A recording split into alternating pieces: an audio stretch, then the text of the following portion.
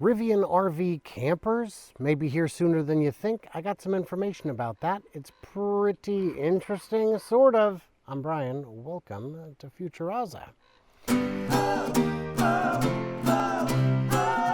So I'm out here in the Redwoods, in the quietest place you'll ever find, apart from the tourists and the birds and the dogs. It's wonderful. You should check it out if you get a chance, because you find trees like this thing here, which you can't quite tell, but it is the size of an apartment around. The birds agree. So Rivian loves nature. They're all about back to nature. Their blinker indicator on the inside sounds like raindrops. Their drive tone at low speeds, instead of a spaceship, they went with like a synthesized crashing wave sound. It's all a bit of fun. But if you want a Rivian and you want an RV, it may be your time, because the Rivian delivery vans are now for sale. And not just if your name is Jeff Amazon, I'm pretty sure that's his name, but if you're a business.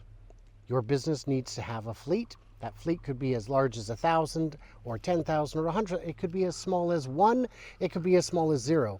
What you need is a business license. You can get those at the county. They're probably $50. Congratulations, your UEV RV business incorporate. You don't have to incorporate. You can be a sole proprietorship. Nailed it. So you can buy these empty box vans.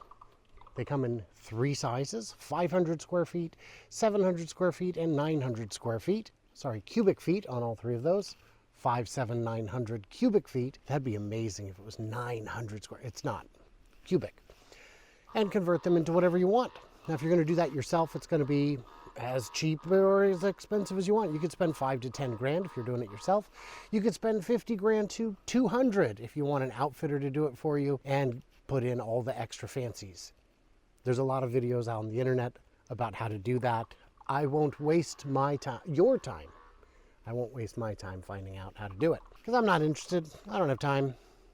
Maybe you do. Maybe it's your thing. So you buy these vans, you convert them. There you go. Now, what does it cost for the van itself?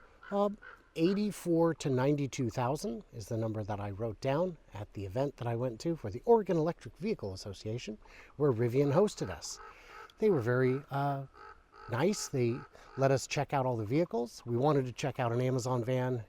That's not allowed. That's a customer vehicle. But they did have the Rivian service van. Same thing. We got to check that out. And so that was pretty cool. We got to see it. The quality's great. The handles to get into the back, it's all good stuff. So 84 to 92,000. And now you're thinking, what a great deal. So for 100, 120, I could get a brand new electric Rivian RV. Why wouldn't I do that? Well, it depends how far you plan to go, because the range is 150 to 170 miles. So, and that's real miles. Commercial customers don't tolerate this, well, what's the real mileage nonsense. They need to know so they can determine if it works for their routes. The real range is 150 to 170. So that's great if you plan on going 2 hours away to camp at a place that has power for you to recharge pretty slowly, because this is a big battery, and a lot of places you would go with a camper, you might be able to find a place with a 220 hookup for your RV. Great, charge overnight, but that means you're only going to be driving 2 hours a day. Maybe 4 if you really plan around it. So who is going to buy this? Who's it actually for? Well, I guess the answer would be early adopters. People who just really want an electric RV, an EV RV. So those people will do it.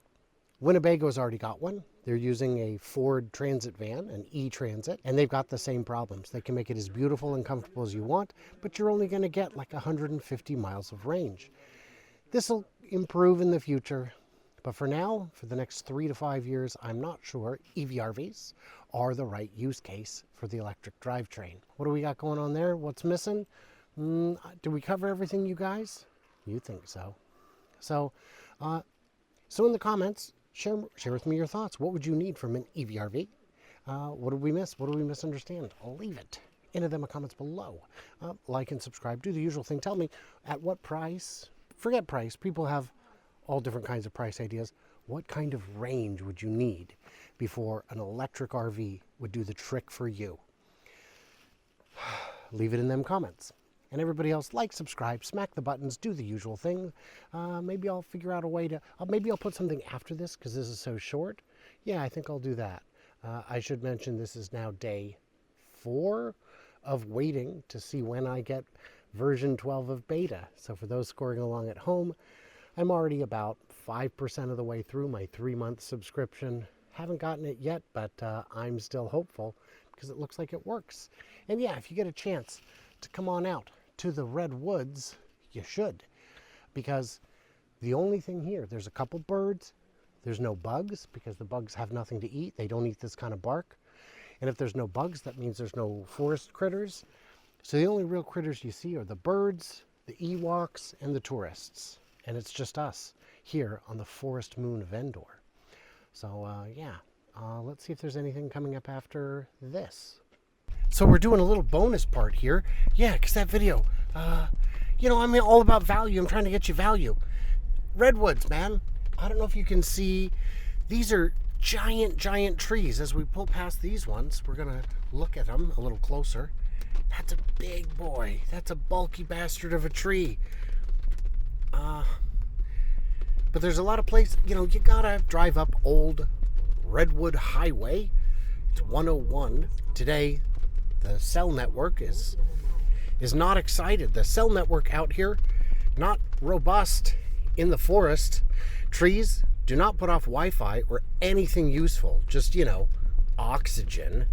Nobody needs that. Ain't nobody got time for oxygen.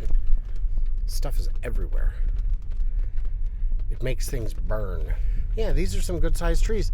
They're majestic. There's not a whole lot of the old growth left, but you can find 1,400-year-old trees. You can find 300-foot tall trees. It used to be lousy with them, but unsustainable practices abounded, and now, you know, bad. If we just logged, you know, 2% a year and replanted, a lot of those old empty places would have big ass trees, and now they don't. Here's the tree. Should I run them down? Yeah, let's do it. We should. That would Actually, be it's now hilarious. saying, is it saying? I can't tell. Drive through trees in Leggett, California. Should I hit them? Yeah. I think we've got the weight advantage. That's how big a tree can get. Look, no cars have rubbed up against it very, very recently. I also feel like these guys might hit. Oh. Ooh. That's tight. Oh, yeah. Oh. We do have a button to fold in the mirrors. Wow, that is tight. Good. Don't do that in a Model S. Yeah, push that back out. Yes, please. We rubbed. Hopefully I'm not missing too much paint. Fun stuff. So that is what we're doing. What did we miss? What did we misunderstand? Check it out. Share your thoughts. I love that people will pay extra to come in here in a larger vehicle that they cannot drive through it in. So that's fun too. So I've been getting complaints that I don't know what windshield wipers should do. Would you show the windshield, please? Automatic wipers are on. I don't know if you can see anything. I certainly can't. I have a button here I can press. Oh God, I have to press it. Okay. And if you look right here, you'll see auto. It's turned. Oh, now it's kind of going. The complaint was that I'm being unfair, and I'm saying, oh, the wipers don't work, when in fact they do. They don't work. I would argue that in order for a windshield wiper to actually work, that it should come on when it's raining and not come on when it's dry. It is raining and they were not coming on, and that wasn't an isolated incident. It's so regular that it happened within 30 seconds of turning the camera on, and little scary. Now it is working. By the way, I am not using any autonomy on this mountain road, on this mountain pass, on Grants Pass, because I'm still on version 11. We're playing the waiting game. How many days until I get version 12? We're on day 7. So we're a good 5-6% of the way through our 3-month subscription that I signed up for. No V12 yet, maybe tomorrow. Beautiful scene. Why don't we look at the scenery real quick? Lovely. Terrifying. Every now and then a local comes up behind you wanting to go real fast, and I am not interested in that. I will let you pass me. I will get over and get out your way. So I will point out, very, very easy. People say, well, I need a wiper stock. I would prefer to have one. I've got a little button here that can turn it on, and when you press it, you can adjust the speed with just the scroll wheel, and you don't have to take your eyes off the road. Just like with a regular blinker or wiper or anything on a stock, you only have to look at it until you know what it is, and then you don't have to look. So if I wanted to turn them off, I would just go click and then use the shuttle wheel. Now my wipers are off. Bad idea. I'm going to turn them back on to automatic. See how well they work. And let's see how long it takes them to actually... Oh, there we go. Not too bad. But not great. And sometimes you'll see them going much too fast. And again, you'll see them going on cloudy days. You'll see them going on sunny days. And all that's doing is shortening the life of my wipers, scraping the nice hydrophobic coating off the windshield, if that's a thing. My friend's dad in high school would turn his windshield wipers on full blast at the first sign of moisture and just leave them on. Just leave them on. It's not even raining. I was like 15. I said to Kevin's dad, hey, it's not raining. You could probably turn them off. He goes, no, look, the windshield is still smudged.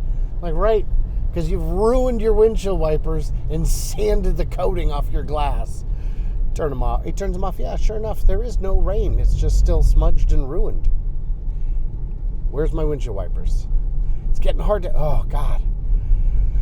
Oh, that's stressful. So there are people who are saying, look, man, it is too much to believe that they are on the verge of cracking autonomy when they can't get the wipers working. So it looks like a fire tore through here, huh? And that they cleared out some of the logs that had been burnt. Interesting. Interesting. Oh, yeah. So even though they were burnt, the trees themselves are still salvageable. Interesting. I tell you, man, we gotta protect some of these old growth forests in whatever way possible. Windshield, still not exactly using the wiper to my standards. Why is it not going? And sometimes you'll get FSD will say, hey man, you might need to take control because the weather's so bad that I can't see. How long is it going to go? I don't know what... Okay, there we go. Thank you. There are people who rightly say, if you can't crack the full self-wiping, you don't stand a chance in driving. I think version 12 disproves that a bit.